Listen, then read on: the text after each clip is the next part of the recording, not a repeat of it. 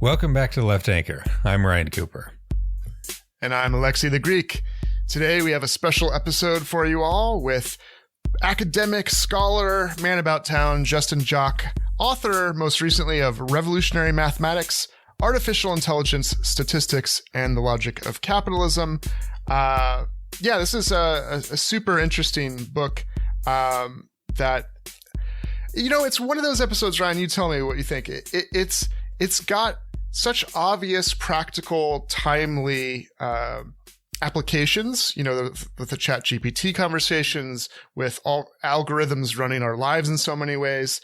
And yet we can get really nerdy, and we do get really nerdy, whether it's about the history and nature of statistics and probability, different types of statistics, whether it's about the metaphysical underpinnings of different understandings of statistics, or of what statistics assumes about knowledge and about reality. Big words like ontology are thrown about, but also real practical understandings for class struggle and for diagnosing how capitalism is functioning in many ways like it always has, but in new manifestations today, given the advent of AI algorithms and the way that Bayesian statistics especially has influenced the way that capital appropriates technology and these algorithms and so forth. And so it's a wide-ranging conversation, really interesting. So I think it'll be a good one for everyone to enjoy. Yeah, you know, what I learned from reading this book is that, you know, number one, the Bayesian bros, the Nate Silvers, the Matt Yglesiases of the world, that like their understanding of their own ideology is flawed. Yeah. And also that Bayesian statistics is not an inherently reactionary project. It just happens to be, you know, the most useful type of thinking about probability that has come to be, you know, hegemonic within like capitalism writ large, basically, just because it works better. It's more useful. It's very useful. It's very, yeah. Oh, we said it at the same time. 3, 2, 1 jinx. Is there a thing that I don't know? Yeah. Yeah. And so, you know, it's a pretty technical book, I guess I would say. You know, there's some beef in there, some heavy steak. But it's not, you know, you don't need to like understand. You don't need a big background in statistics or anything. No. And if you're a theory nerd, you're going to like the, you know, a lot of Marx and Adorno and various philosophical references for sure. Right. And that's the other thing I would say, that, you know, statistics, you can't divorce it from, you know, political economy and philosophy writ large. It is not an objective science. I would say there is no such thing as an objective science. And, you know, it matters, you know, you can't just learn like some stuff about numbers and get to a received truth about the world that will tell you, you know, the magic formula for how to make everything better. That's right. All these things have, it's politics all the way down. And so, absolutely. It's really, you know, it's really worth digging into this stuff to try to figure out, you know, both the technical details of how stuff like ChatGPT works, but also the underlying assumptions for, you know, the procedures that produce stuff like ChatGPT and Stable Diffusion and all the other AI stuff that produce, you know, pictures of Donald Trump being arrested or whatever. So yes, absolutely. It's a good one. I think you'll enjoy it. And even though you can't see any of us because it's a podcast, you'll enjoy it more if you know that Justin has a tremendous beard. You should just know that. He does. I'm jealous. You know, I have, unlike certain other members of the podcast, a pathetic, you know, incel patch beard. It, you know, I would not do well as a Robinson Crusoe stranded on an island. But I'm not jealous in the slightest. And I celebrate the fact that other people are more genetically well endowed than me. So anyway, let's stop talking about facial hair and get on to our interview as soon as I talk about first, yes. Housekeeping items. Our podcast, as you may know, sponsored by the American Prospect Magazine. So if you subscribe on our Patreon at the $10 a month tier, you'll get a free digital subscription to the website as well as our bonus episodes. If you subscribe at $5 a month, you'll get the bonus episodes. Otherwise, also the $10, what's it called, Lieutenant Patreon category, besides the free digital American Prospect. If you want the print edition as well, which is very nice print edition. True. You get a heavily discounted, version of that. That's right. And our most recent print edition, which is coming out in about a week, is all about how economic models are a bunch of bullshit. There we go. Timely. We got Elizabeth Warren. We got Joe Stiglitz in there. And numerous other folks. So it's really good. I just finished proofing for typos and everything. So did you wait? Did you remind good old Joseph Stiglitz about when I went with you and you interviewed him in Philly years ago? Remember, I was just standing next to you awkwardly as you interviewed him, and he was a nice guy. I did not edit that article, but I'm sure he remembers and cherishes that memory. Absolutely. But anyway, but between us and all the listeners, he threw some shade at Krugman. That's just between all of us. Don't spread that. But yeah, nobody mentioned that to Paul Krugman, who definitely listens to this podcast. Anyway, let's get into our interview with Justin Joque right now. So, Justin Joque, am I pronouncing that correctly? Yep. Oh, dang. So that means I have to pronounce something else wrong in the episode as per our contract. It's amazing. Like no one ever gets it right. It happened once. I was like at TSA and the guy got it right, and I got like so panicked. I was like, what's going on? you know about me. You've been investigating. Yeah. You're about to be bundled off to Guantanamo.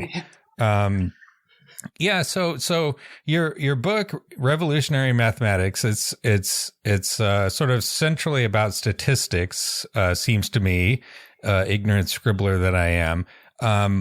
But it was curious to me because my background is in chemistry, academically. That's what I studied in undergrad. It's been many years. I've forgotten like 97% of everything I ever learned in school, but I do recall learning, as you call it, frequentist statistics in like statistical thermodynamics, inorganic chemistry. When you're talking about like t-tests and whatnot, maybe listeners have heard of this sort of thing, Gaussian distributions and whatnot. And Bayesian statistics is a sort of different approach that I kind of like. You don't really learn about that in science class, or at least you didn't when I was in school back in 20,000 BC. And you learn about it in the Twitter fights, in the Twitters is where you learn. Yes. Well, see, that's the thing. It's like I had previously, like, I had like a, sort of half learned understanding of Bayesian statistics as saying like you have like an estimate that you make and then you update it with new information, according to this algebraic formula.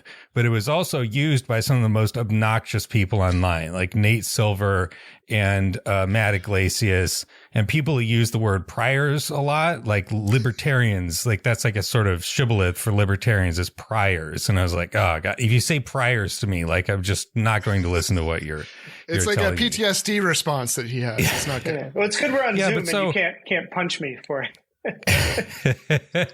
But no, I think, like what your book showed me is that like, no, there's actually a lot of intellectual meat in the Bayesian approach, and that the frequentist approach, there's a lot of philosophical dispute in there that I think like scientists, chemists don't give a shit about. Like does it work? That they're not interested in the philosophical underpinnings of anything, for the most part. I don't know, hashtag not all chemists, but so can you start off by telling us, what is the difference between frequentist and Bayesian statistics? Give us a gloss on that. Sure. Yeah. Well, maybe I'll give you the short answer first, and then we can talk a little bit more about the history a little bit later. But basically, the frequentist understanding of probability is that they are invested in probability being an objective fact. And so the way they get to probability being an objective fact is they say that it's basically the long run frequency of some, system or some sample that you're taking. And so you can think about this, you flip a coin 100 times. If it lands heads 50 of those times, then the probability of heads is 50%. So in a really sort of rigorous frequentist understanding of probability, you can't assign a probability to a single flip. It has to be this sort of this long run. And then the weird thing is how you sort of end up doing hypothesis testing, like you were talking about t-tests and these sorts of things. And the way you basically do it is sort of backwards when you actually I think, say it out loud. It's that you gather all your data, and you might be interested in, let's say you have two coins and you want to know if they're, if they both have the same probability of heads. One might be fair and the other one might not be. And so you gather all your data, and then you imagine a world in which there's no difference between the coins. And then you ask, what is the probability of getting the data that I got from this imaginary world where there is no difference?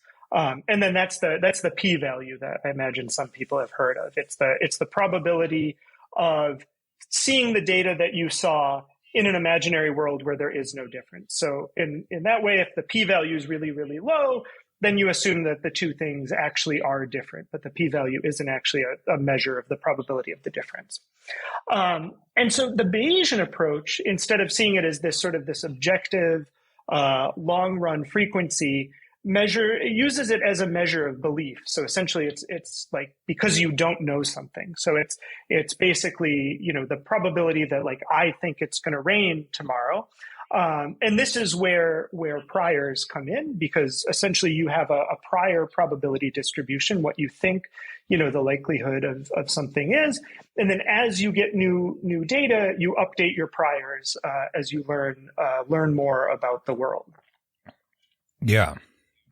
Yeah, so that's a fairly straightforward, I think, understanding, and I think that even for a scientist, Bayesian probability is probably a lot more how they actually approach intellectual questions.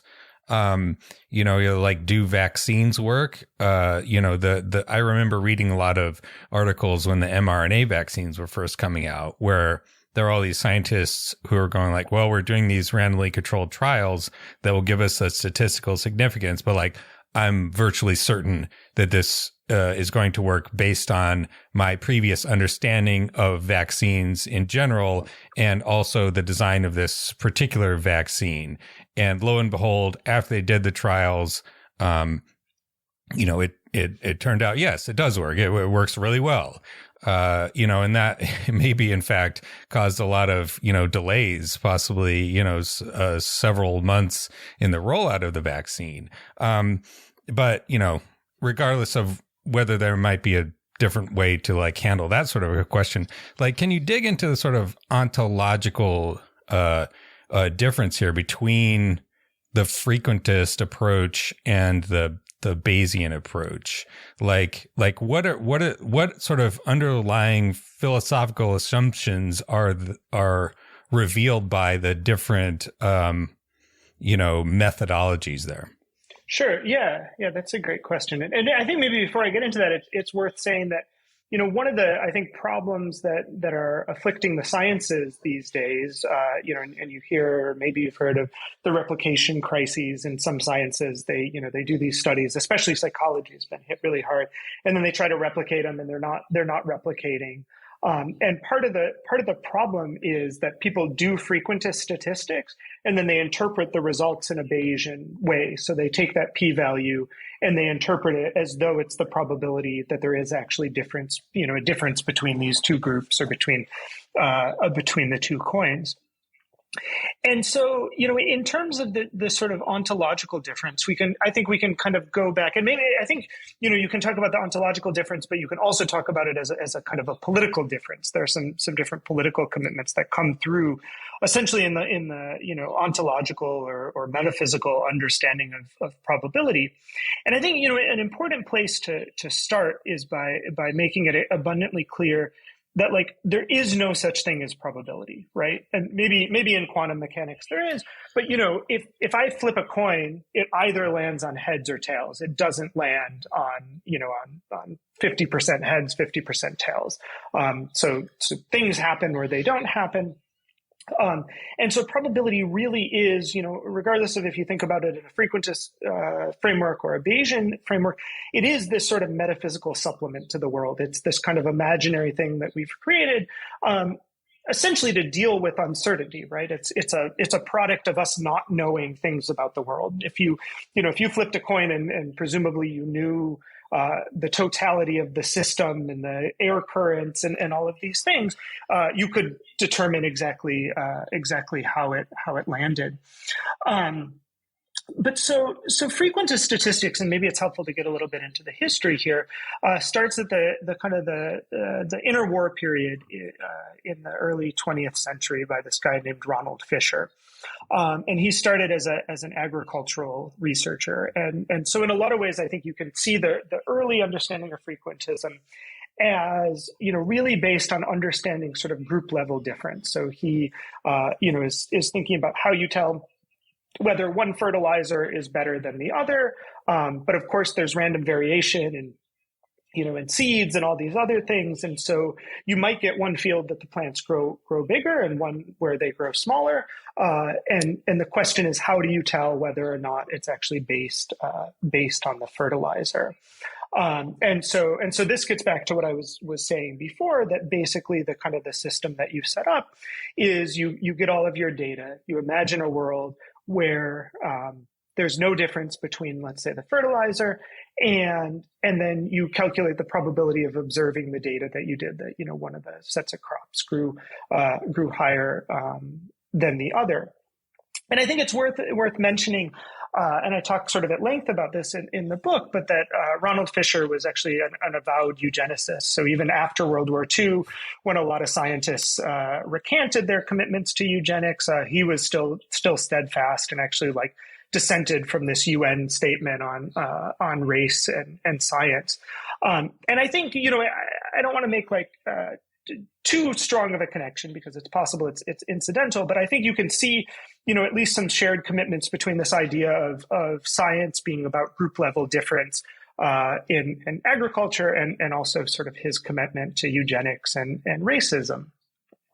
But leaving that sort of aside for the moment, there's this other problem with the Fisherian understanding of frequentism, and that is that it's really a sort of conservative, and I mean this in a methodological sense, understanding of science, right? Because if you can't actually assign a probability to a hypothesis or to an event, you end up sort of with this kind of free-floating data suggesting that, there is or is not difference.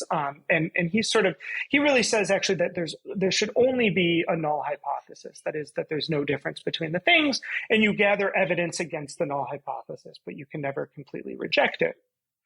And so then these guys, Jerzy Neyman and Egon Pearson, came along, and they really sort of they're excited about what Fisher's doing. But they realize how limited it is. And so they sort of have this idea that we can actually calculate the costs of being wrong.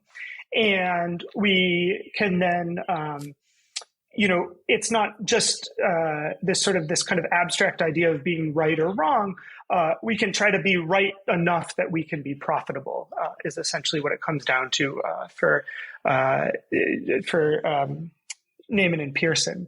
And then this really gets picked up by the Bayesianists, especially this guy, Leonard Savage, who sort of kind of rekindled the Bayesian flame in the sort of post-World War II era, and really sort of took it to science being a question not of things being true or not, but things being valuable and being sort of worthwhile. And so you actually get where one of the issues with Bayesian statistics is that, right, if probability is completely subjective, then how do you say, if I say there's a 75% chance of it raining tomorrow, and Alexia says it's a 25% chance and it rains, we're both right. We both said there was a probability of rain. And so you can kind of make up, as long as you don't say 100% or 0%, you can make up whatever you want. And it turns out this is what Nate Silver says, no matter what the election results are. This is the kind of thing that Nate Silver says. So I didn't say for sure what would happen. I just, and so no matter what, he can say, well, that outcome was just the smaller percentage chance that happened, right? Yep. Yeah, exactly. And so you can't even determine whether one, probability is better than another. And so it turns out actually one of the really good justifications for Bayesian statistics and the probability calculus, if you accept it as subjective, is that you can derive essentially all the laws of probability from betting contracts, from trying to avoid what's known as a Dutch book, having a Dutch book made against you, which is a gambling situation where no matter what happens, you lose money. And so trying to avoid a Dutch book, you can get all of the laws of probability. And so I think, in this sort of this deep epistemological shift, we get this movement that sort of initially happens in frequentism, but then really strengthens in Bayesian statistics, from understanding probability and statistics as this thing that asymptotically approaches the truth, to actually this much more kind of economic thing plugged into value and the production of value, where probability really becomes this way to know what to do rather than what to say. This is sort of the language that Leonard Savage uses. Yeah, and this tracks a couple of interesting philosophical contrasts, right? Like, so if we think about, obviously we're going to get into how this sets up capitalism. Says, oh, this is something that's useful. We'll appropriate this for our ends, right? But of course, like in philosophy, the idea of ends or purposes or telos, going back to the ancient Greek, that lent a normative lens of like the way things are designed is how they should be. And so there is this inseparability between what is good or what should be done and truth or reality, right? And so here we have this kind of frequentist, like there's this objective reality we're discovering maybe in a certain kind of way. And then over here, well, no. The Bayesians are like, that's not what's going on. We're doing things that are useful. But then in philosophy, right, that the kind of, there's a turn from this, transcendental knowledge of reality to this kind of, we can't know that, but we can kind of, shape norms and shape behavior. And we can, knowledge is useful towards, creating reality in a kind of way. Like knowledge production is kind of akin to shaping the world as we want it to be. And so now we get into something really interesting, like how this genealogy that you've kind of traced in the book leads to teaching us something about how capitalism is engaged or how statistics are appropriated for algorithms in service of creating reality, creating knowledge. And there are both dangers and opportunities. Like this is revolutionary mathematics we're talking about here. So that we need to engage in a kind of understanding of the epistemology and ontology that you've discussed here as leftists, to see the opportunities to combat the abuses of power by capitalism, right? Yeah, that's great. And I think it really gets to maybe to something, Ryan, you were talking about, like the kind of, sometimes I call them like Bayes bros, the sort of like the libertarian, people who are like really into it. And I think you can really draw a very sort of strong, at least kind of structural analogy between the way that capital functions and the way that Bayesian statistics function, right? Because, there's a way, and this is exactly what we hear from libertarians, right? Like they kind of like ontologize the market, and the market becomes this sort of this thing of this moment of truth. And, and right, the way that the market addresses us is basically to say, well, you can believe whatever you want. It doesn't matter, like you do whatever you want. But at the end of the day, like if you want to eat, you have to sell your labor. You have to engage in this process. And I think that there's a certain analogy to the way in which sort of Bayesian statistics has been taken up, right? And it's basically that, well, you think whatever you want about probability, but if you want to, be able to predict whatever Bitcoin's going to do or these kinds of things, that you really have to approach things in this sort of kind of almost like cartoonish version of Bayesian statistics, where right? Like there's this, what's it called? Less Wrong, I think was this blog. I don't know if it's still around, but it was really a sort of a hub of these people who were trying to apply Bayesian statistics to their lives in this very kind of normative sort of way. So, right, there's this reactionary libertarian way that you can understand. You discover the laws of capital, you discover the laws of probability, and then you try to tell people how they're supposed to live as a result of that. But then I think the leftist response is to say, well, these things they're socially constructed, not necessarily, like, I'm not saying that probability is necessarily socially constructed, but the ways in which we interact with capital and interact with the world they're social decisions that then sort of take on this objective veneer that we have to respond to. And that's why I think, you get Marx spending so much time describing how capitalism works, right? It's not like Marx doesn't just write the Communist Manifesto in this kind of like left socialist perspective where he says, all right, let's get rid of capitalism.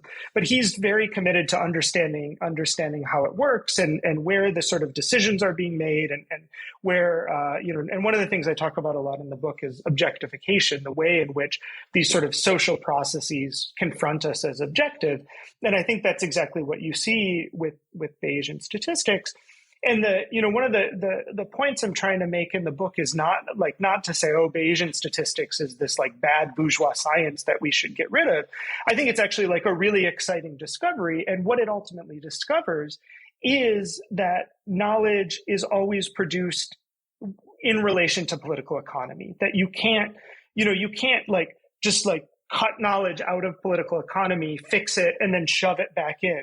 And I think this is what we see with a lot of the discourse around disinformation, right? That these crises of truth and, like you were saying, the creation of new realities are, I think, at their core, crises of capital.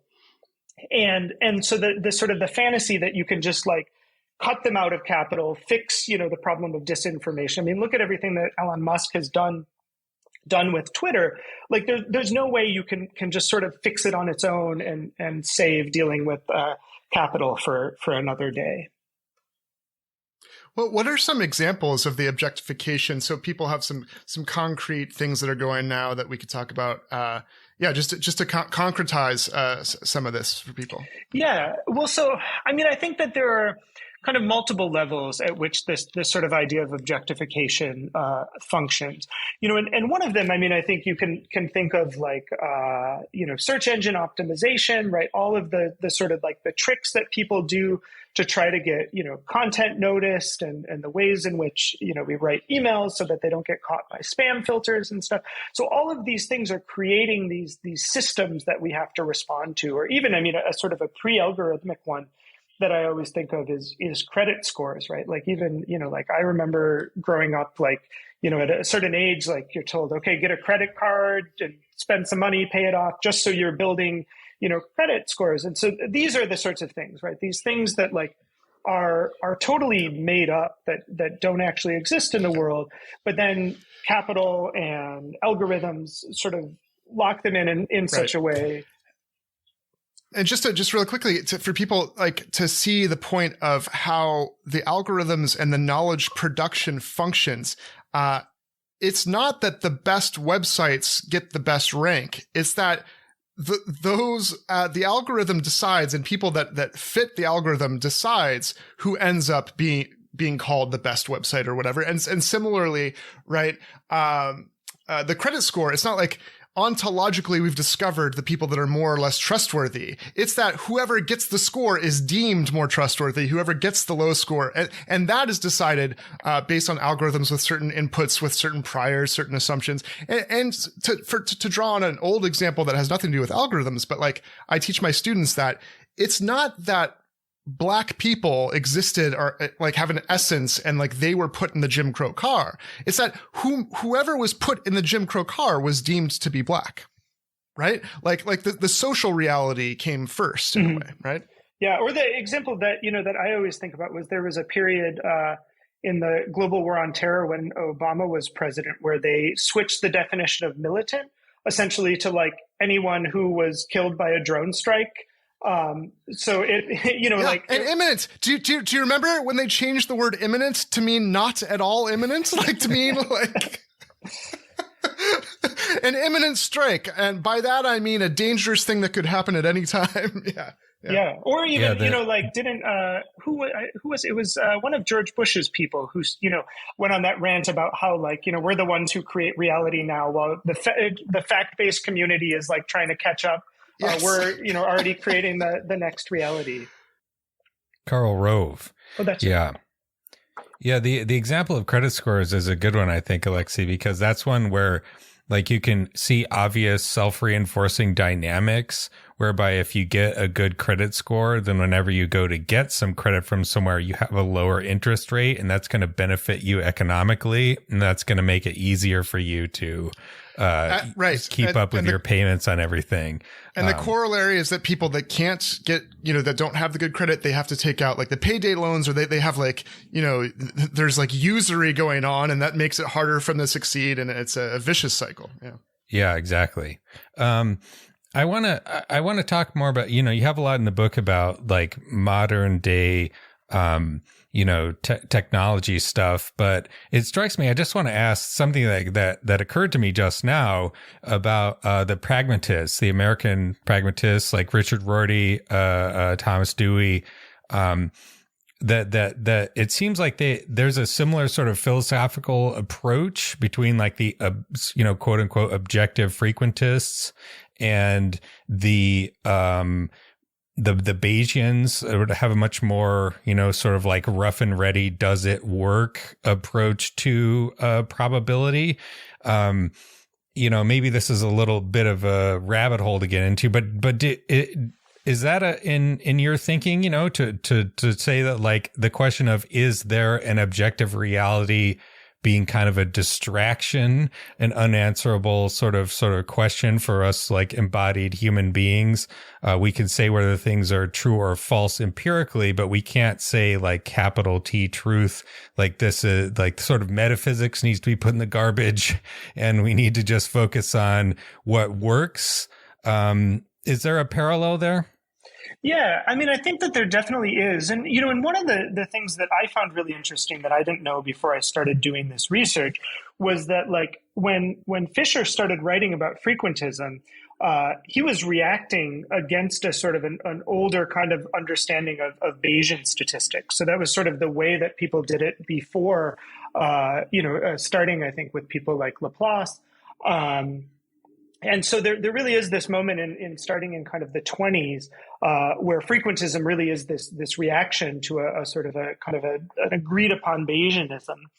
And yeah, it is this idea that on the one hand, like we can really sort of get at the truth of things. There's actually a passage, I think I have it in the book, where Fisher just starts like ripping into Neyman and Pearson and saying that, like, well, maybe in the Soviet Union where they had 5-year plans and technocrats and plant managers determining all these things, the purpose of science is really just to like advance technology and build things better.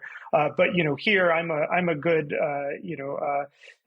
Englishman, and the purpose of science is, you know, this hubristic thing where I should know as an individual.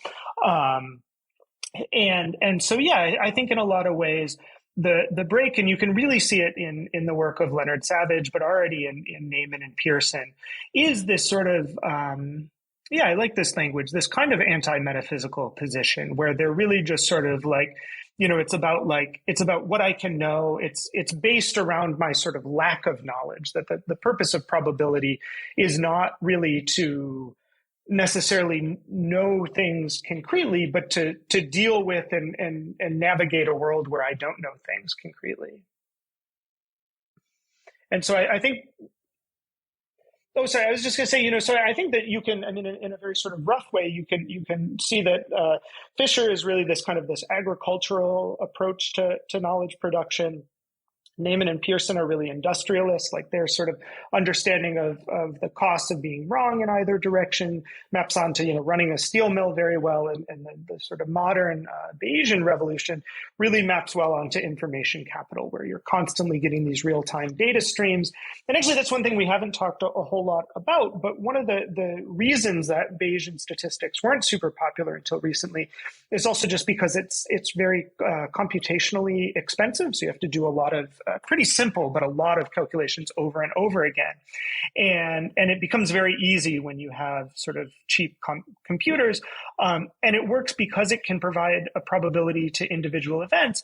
It's very effective at dealing with sort of live data streams constantly coming in and updating predictions and these kinds of things, like information capital.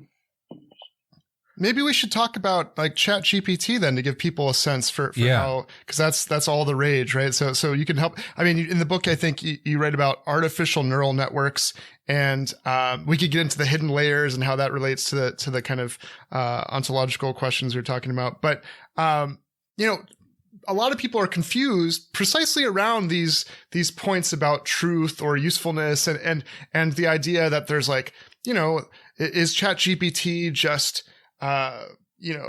doing a probability of what word comes next. And some people are mad because they say, well, that has nothing to do with truth. And maybe that's correct. But, what are your thoughts on the confusions around this kind of, developing, technology that's everyone's talking about? Well, tell us, before you get to that though, tell us, give us a little, summary on how, cause you have in the book, how do these quote unquote, artificial intelligence, neural network things work? I think a lot of people have no idea about that. I only learned this recently. The neural network, the large language model type, like what are they doing? What's the mechanics there? So basically, I mean, there are sort of lots of variations on them, but basically they're a pretty simple system where you have a set of inputs on one side, and this could be, any number of things that you're inputting into the data set or into the model, and then it has a set of outputs on the other side, and you can do different things, and then they have layers of essentially neurons on the inside. They're just computers, they're not actual neurons, and then they're all sort of connected. So you go from one layer to the next and basically what you do is you show it a bunch of training data, so data that already has what should be the right answer. And I'll be honest, I probably need to spend a little bit of time reading about exactly how they have ChatGPT set up, but presumably it's something like, you have all of these large language models. And so you can look at everything and, you say, okay, you've got these words in response to this sort of topic. And, then the training data would be, okay, this is the next word. And then this is the next word. And this is the next word. And so you run it like this. And basically the hidden layers on the inside of it, they have weights that tell you how you sort of add things up to get to the output layer. And as you run more and more training data, you fine tune what those weights are for the training data, so that then when it sees a new input, it can predict a new output that looks as much like the training data as possible. And I'm sure there's, there are all different kinds of things you could do. You can put like loops in these, and you can have multiple models feeding into each other. But basically, this is what it is. It's these neurons with weights that have inputs, and then they calculate an output. And another example, so we'll get back to ChatGPT, but another example in your book of this, correct me if I'm wrong, is like this kind of prediction model can tell you the likely number of Pop-Tarts, like the Pop-Tart sales are going to go up when there's a hurricane or something like that, right? Like, can you talk about that example? That was so interesting. Oh, yeah. So that was from Walmart in, I forget which hurricane it was, but it was in the mid 2000s. And they started looking at all their sales data, and they determined that like right before a hurricane, people bought all the like the sales of strawberry Pop-Tarts went up, and it is. So in the book, I sort of make a kind of a toy model of a neural network to predict these things. It's entirely possible that I don't know how Walmart analyzed the data. They might have just done, some sort of linear regression or something much more simple than that. it's possible. One of the things that people oftentimes use are naive Bayes classifiers, which are basically for putting things in different kinds of groups based on the sort of the things that you see. They're oftentimes used for document classification. But there are all of these different models, and actually neural networks, aren't in a lot of ways properly Bayesian. They give you a probability at the end.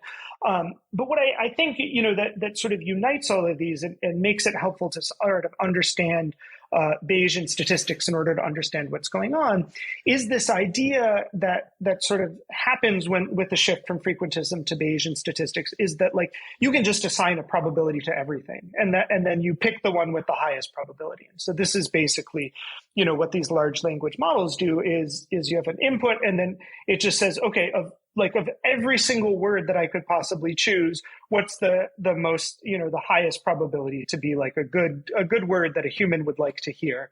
And then it says, okay, now I gave you that word, what's the probability of the next one? So all of these are based on this, even if they're not really rigorously Bayesian, based on this insight that like you can just assign a probability to everything and pick the one with the highest probability.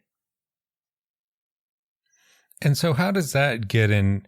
Like, explain how this ties into your thinking about capitalism and sort of objectification and the misuse of Bayesian statistics or statistics writ large, right? Like we're seeing these AI models being rolled out, and the rate of progress seems, to me, a complete imbecile to be like quite shocking in many ways. Like the level of fidelity in a year that has been improved upon in some of these like image processors is like the stable diffusion and whatnot. Really quite striking. It's like this is really quite impressive. And yet, it's like it's sort of being rolled out in a way that seems if not irresponsible, but just like totally unconcerned with any kind of downsides. Like, we're just going for it. We're going for it. We're rolling this stuff out. We're going to make it available to everyone. We're going to build it into our business model. And if it blows up the economy or the world or whatever, you have these kind of implausible sort of like, oh, ChatGPT is going to like start nuclear Armageddon somehow. Maybe that won't happen. But like whether or not any of these negative outcomes would happen, nobody cares who's in charge of this stuff. And so like, how does that, influence your like, how does it tie into your thinking about this? Yeah, that's great. So, I think, one of the kind of the arguments that I really try to make in the book is that, like, if we think about Bayesian statistics really being sort of tied to this kind of this market-based epistemology where, one generates probabilities in order to essentially like not get screwed at the horse track. If this is, this is where this is all coming from. I think what you can really start to see is how much these models, the algorithms and all of these things, like their primary goal is to generate capital, right? It's to figure out how to produce capital faster, and we could have a discussion about whether or not they're like directly productive, like Mark says in the fragment on machines in the Grundrisse, or if they're simply things that increase the productivity of human production. But even setting that aside, what I think that they're fundamentally trying to do is to essentially maximize profit, because that's how we measure value today. And so one of the examples, just to give another example that I talk about in the book, is Project Greyball, which was this Uber project where they basically they tried to detect if someone was a government regulator, and then they like hid all of the rides from them. So if you stepped out of like City Hall or something trying to regulate Uber, like a taxi, then you pull up the app and there are no rides there because they know you just got out of City Hall and they know what you're trying to do. And so, I think that what these algorithms are trying to do, and it goes back to what we were talking about with credit scores, is like create worlds where people can make profit. And I think you can even start to understand, ChatGPT and precisely the risks that you're talking about, that like the main sort of product of ChatGPT is in some ways, I think it's the hype. It's like it started like OpenAI started as this nonprofit and then very quickly and quietly shifted to a business that was for sale and could make lots of money. And so, I think that like in a lot of ways, precisely what you're saying, the reason that like they don't really care about the sort of the downstream effects is because they really just want to produce something that, that can be sold, and that's worthwhile for someone. So it's kind of like generating its own sort of hype cycle. And even I think all the people who are coming up with these, like, in a way, these sort of like, oh, we're going to destroy the world and, ChatGPT is going to take over the nuclear silos and start launching them. Like, I think part of that is to just generate, to make it more of an exciting product and something that people feel like they have to get a handle on. And so I think in a lot of ways, the really interesting question about ChatGPT is what it's going to do to labor, right? Is the question of what labor it's ultimately going to replace. And, and I don't know, we've been through a lot of cycles of excitement about AI, even when back in the 50s, right, general AI was supposed to be a decade away. And I don't know, I mean, they are doing some pretty impressive things, but I also wonder if there are some really hard problems up ahead that'll be interesting to see when they run into. Well, I want to ask Justin, this is because I love how you discuss the inextricability of political economy and these questions we've been discussing, these metaphysical questions, these questions about the nature of truth and what statistics really is, what probability really is. And of course, you point out, and you talked about earlier, AI or any of these things will be in service of capitalism if we don't address capitalism, right? So we have to do the class war there. But you also point out that we can't properly have a revolution. We can't properly do the class war if we don't understand what your book is about, if we don't have revolutionary mathematics, if we don't understand that side of it as well, right? So it's not either or. We have to understand, leftists have to understand how to fight both literally in terms of organizing and all that, action stuff, but in terms of the theory and in terms of the understanding what's going on here in your book, what do you think is, what are the pitfalls and what are lessons we need to really learn, both theory and praxis wise? Yeah, no, that's an excellent question, and one that I think in a lot of ways I'm still trying to I think I make hints in the book of where I think the direction is, but I think it's still something really to work through. But one of the things that really interests me is precisely the ways in which objectification functions, the ways we get locked into these sorts of systems that we really have a hard time finding our way out of. And the ways, if we think about algorithms, that we allow them to sort of think for us. So just to give one more example, that in a lot of ways really kind of, I think, inspired my approach to this book was this Midas disaster here in Michigan. So this was, I think it was 2013, the state of Michigan paid like $1 million for this. They called it the Michigan Integrated Data Automation System. It was this like algorithm that was supposed to take care of all this data stuff. And one of the things it did was it detected unemployment insurance fraud. And it turned out it just didn't work and kicked like tens of thousands of people off of unemployment insurance. They had to go, and then they had like gotten rid of the people who would evaluate this. So there was no one to appeal to. And so it took people 5-6 years to work through the court to get their unemployment insurance back. And like, obviously, you're not on unemployment insurance because you're sitting on, tens of thousands of dollars and you can wait 5 years for the money. So it really was a horrible thing. But I think it speaks to the way that these algorithms, right? And we can think of, one of the things I say in the book is that like the original machine learning is capitalism. Like capitalism is this system for machine learning. and it's machines, learning how to manage our affairs. And so I think it's really important to think about the ways in which we let capital and we let algorithms and we let institutions like, credit scores manage our affairs for us. And so, I think oftentimes the way that we think about activism is it's kind of fighting sort of just in this kind of this space of free choice that we have and, about politics and these kind of things.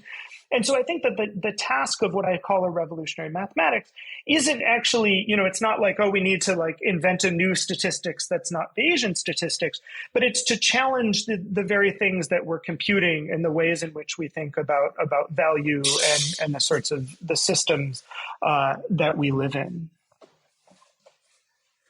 Yeah, I mean, like I've been looking into this AI stuff, like in a I mean, not a rigorous way, but like actually looking into it, seriously. And it appears to me that the ideal use case for this type of thing is going to be to help people who already know what they're doing to be more productive at work.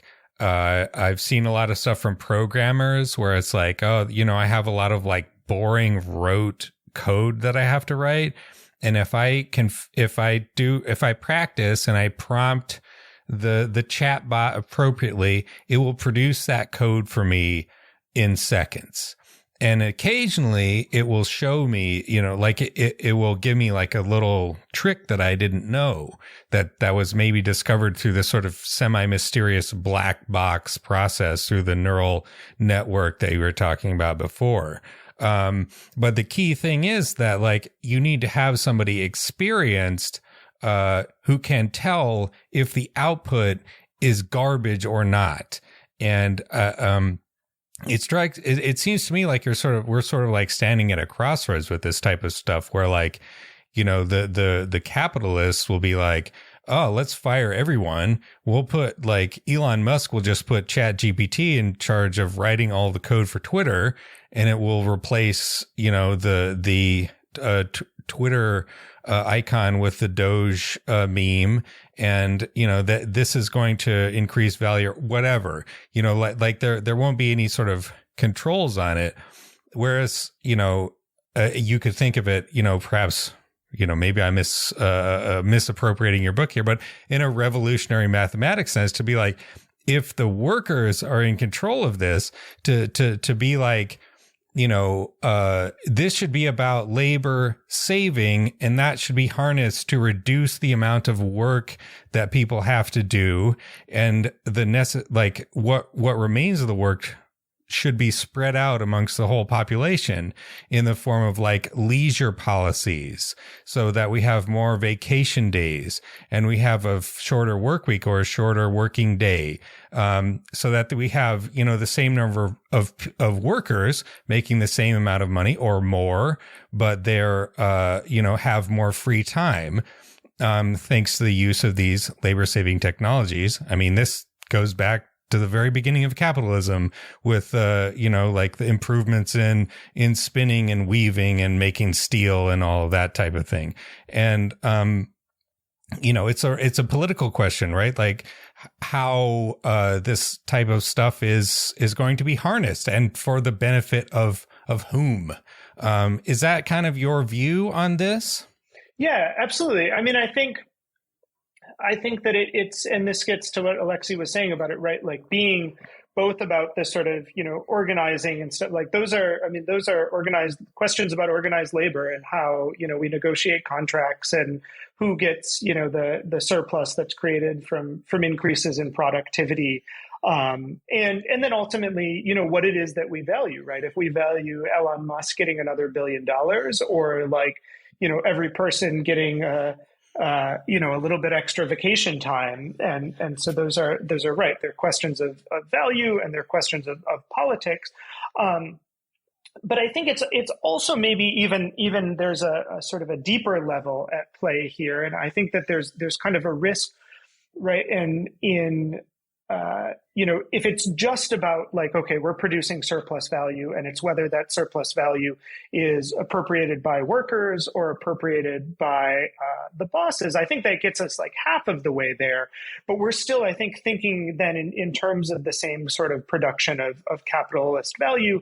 And, and if we sort of think about the long history of the 20th century, and I think all of the new and horrific ways that capitalists have figured out how to, move money around the globe and hide it and expropriate it, that I think we have to think deeper too about what we're even calculating when we sort of calculate value, especially as it becomes increasingly automated. And I'll be honest, I don't know entirely what that looks like, but I think we have to start opening and asking those questions.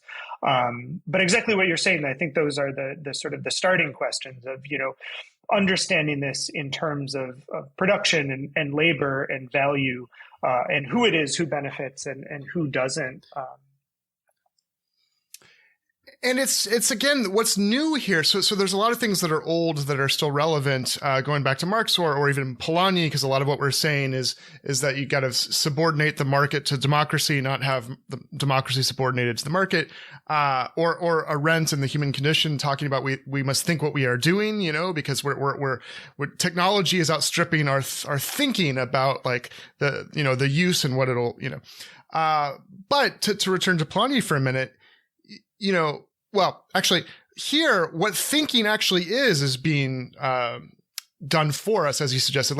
Like it's not just that we're acting without thinking; it's that what we consider thinking or what we consider knowledge is being done for us in some way, right? That is something newly dangerous, right? Can you say a bit more about that? And then I want to get to the second enclosure movement that you talk about and how that's So sure, yeah, I think those two things are really related.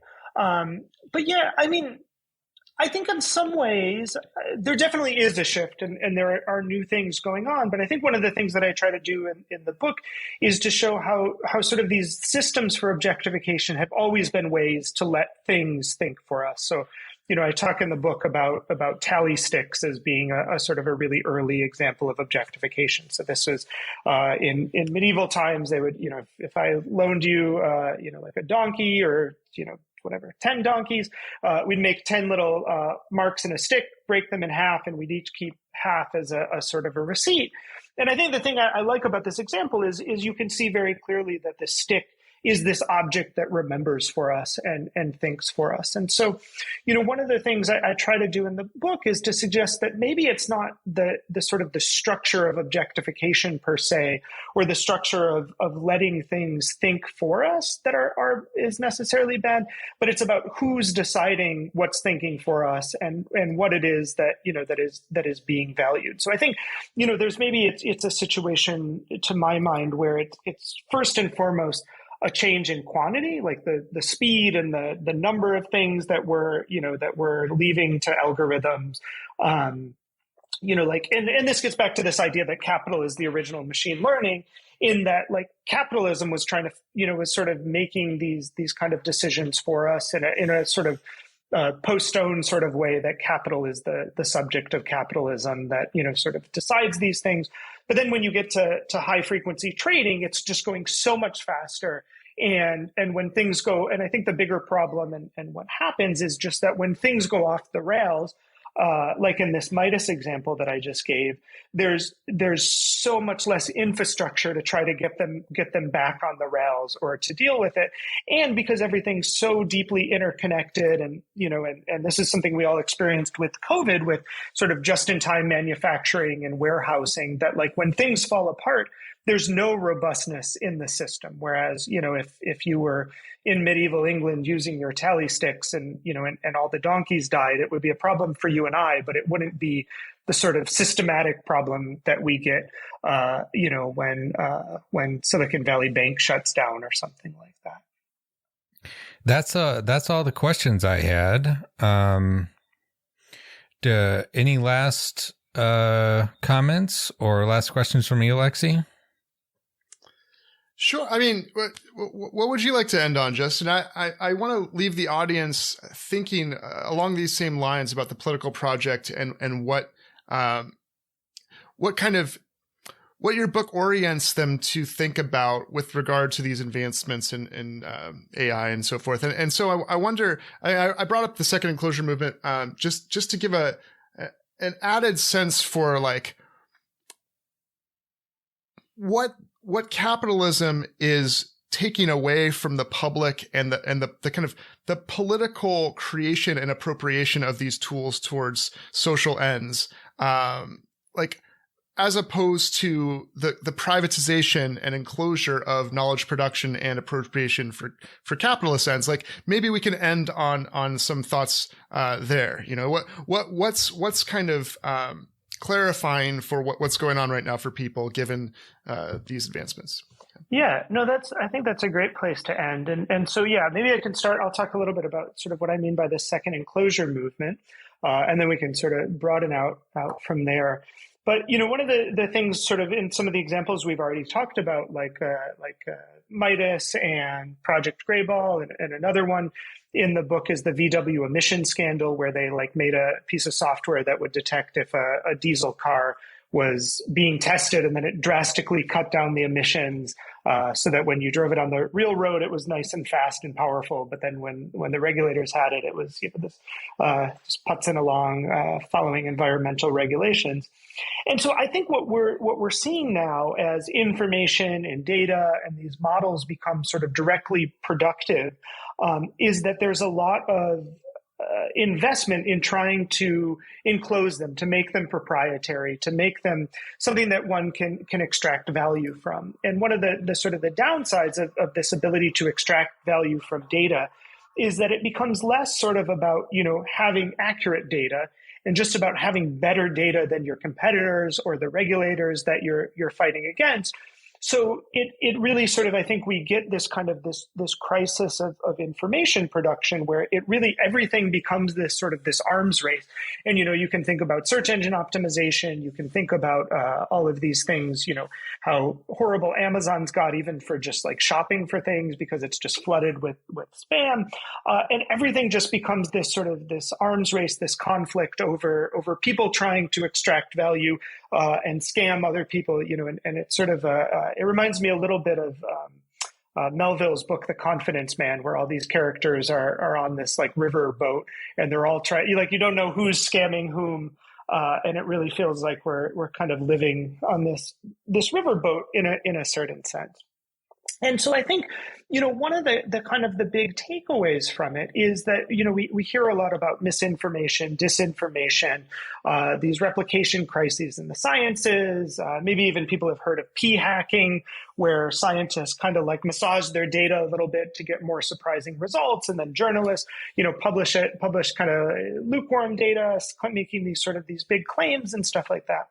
And I think what you can see is that in a lot of ways, these crises of information and of knowledge are fundamentally crises of capitalism. And so I think, you know, one of the sort of the places where I think we can take this and start thinking about it is by pointing out to those people who are, you know, at least nominally committed to the sciences and knowledge and, you know, these enterprises of discovery and understanding, that capital has fundamentally, I think, split ways with the sciences, and that if you know, our colleagues in the sciences are interested in addressing the problems that they confront, that they have to sort of join us and think about them as problems of political economy and not just as problems of knowledge production that can sort of be tinkered with and dealt with. And so it's really about, I think, you know, and like I said, I don't know exactly how to do it, but it's about sort of joining, you know, these political struggles that maybe we're more sort of familiar with,